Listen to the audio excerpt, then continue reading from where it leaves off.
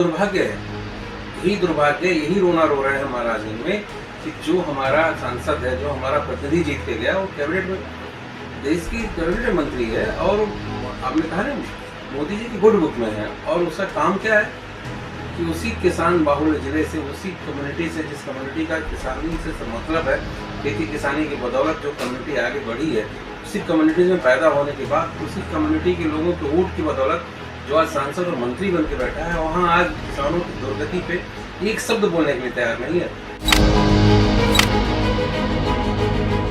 तो आप देख रहे हैं यूपी 80 न्यूज और मैं हूं बलिराम सिंह। हमारे साथ हैं कांग्रेस के वरिष्ठ विधायक वीरेंद्र चौधरी जी। आज हम इनसे बात करेंगे आज सदन क्यों भंग हो गया और उत्तर प्रदेश की राजनीति को भी कुछ सवाल होंगे। चौधरी साहब, पहले आपको धन्यवाद। आपको आज सदन क्यों भंग हो गया? देखिए, सदन में जिस तरह के आज 2 दिन से कार्रवाई चली है, जिस तरह का इनका एटीट्यूड है भारतीय जनता पार्टी के और खास करके नेता सदन और सरकार का, वो निश्चित रूप से अच्छा नहीं है।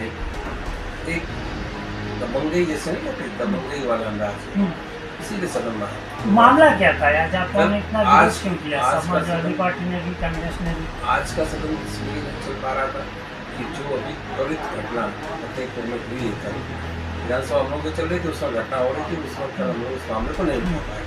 लेकिन आज चूंकि फतेहपुर की घटना को उठाना था, उसको चूंकि नेता प्रतिपक्ष वाले माता पांडे जी अपना था और जो जवाब आ रहा था सरकार का, वो एकदम निश्चित रूप से वो संतुष्ट करने वाला नहीं था। जिस तरह की घटना हुई, जिस तरह की वीडियो फुटेज दिखाई पड़े, जिस तरह का जिला अध्यक्ष भारतीय जनता पार्टी का रोल वहाँ था, तो बिल्कुल उसके विपरीत। जब सत्ता पक्ष ये कह रहा है कि विपक्ष जो है कांग्रेस और समाजवादी पार्टी वो डिबेट में भाग लेना नहीं चाहते हैं, सदन चलने नहीं देना चाहते हैं। नहीं, वो तो उनका एक कहने का अपना एक तरीका है। वो खुद नहीं चाहते हैं त्वरित मुद्दों पे, इस तरह के जहाँ कानून की व्यवस्था ध्वस्त है, जहाँ पर लॉ एंड ऑर्डर एकदम जीरो के बराबर हो गया, उसको सवाल से बचना चाहते हैं, जवाब नहीं देना चाहते हैं।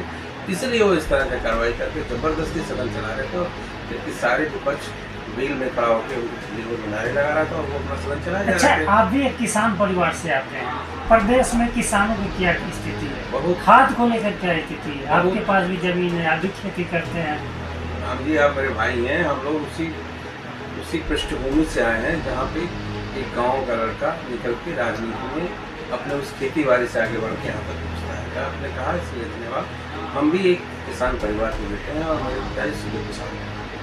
आज भी हम लोग खेती बाड़ी पे ही निर्भर और खेती बाड़ी करते हैं। तो खाद मिल रही है आप लोगों को? इतनी विषम परिस्थिति है इसमें, उत्तर प्रदेश में किसानों के साथ कितना दुर्व्यवहार है, जो ये दम भरती थी भारतीय जनता पार्टी के हम लोगों के मेरे इस कार्यकाल में एनडीए की कभी लाइन नहीं लगती है। आपने तो और आपके चैनल का पूरे उत्तर प्रदेश के मेरे ख्याल जितने भी चैनल हैं, जिन लोग अपने स्वतंत्र पत्रकारिता करते हैं, उन्होंने दिखाया है जिस तरह की लाइनें लगा के उनको दिन से लोग खड़े हैं, उनको कैसे लगे एक बोरी यूरिया के लिए परेशान है। ये तो शर्मसार है किसानों के लिए। ये कहना कि हम किसानों के लिए हित में बात करते हैं। अच्छा, लेकिन आपका जो जिला है तो गोरखपुर मंडल का जिला है, यानी सीएम साहब बाबा का क्षेत्र है, और आपके जिले से भी एक मंत्री हैं जो केंद्र सरकार में मंत्री हैं और पीएम के गुड बुक में है। इसके बावजूद अगर खाद वहाँ न मिले, यही तो दुर्भाग्य है, यही दुर्भाग्य, यही रोना रो रहे हैं महाराज में कि जो हमारा सांसद है, जो हमारा प्रतिनिधि जीत के गया, वो कैबिनेट में, देश की कैबिनेट मंत्री है और आपने कहा ना मोदी जी की गुड बुक में है। और उसका काम क्या है कि उसी किसान बाहुल्य जिले से, उसी कम्युनिटी से, जिस कम्युनिटी का किसानी से मतलब है, खेती किसानी की बदौलत जो कम्युनिटी आगे बढ़ी है, उसी कम्युनिटी में पैदा होने के बाद उसी कम्युनिटी के लोगों के वोट की बदौलत जो आज सांसद और मंत्री बन के बैठा है, वहाँ आज किसानों की दुर्गति पे एक शब्द बोलने के लिए तैयार नहीं है। न उन्होंने कभी उसके लिए कहीं से अलग से व्यवस्था कराई, न अपने जनपद के लिए अलॉटमेंट उन्होंने बढ़वाया। आज भी यूरिया का अलॉटमेंट हमारे यहाँ घट गया, घटने के नाते वो उसकी कालाबाजारी घट गया, उसकी कालाबाजारी शुरू हो गई। अब अलॉटमेंट लेटर मैं यहाँ पे हूँ, नहीं तो मैं अपने गाँव पे होकर मैं आपको दिखाता।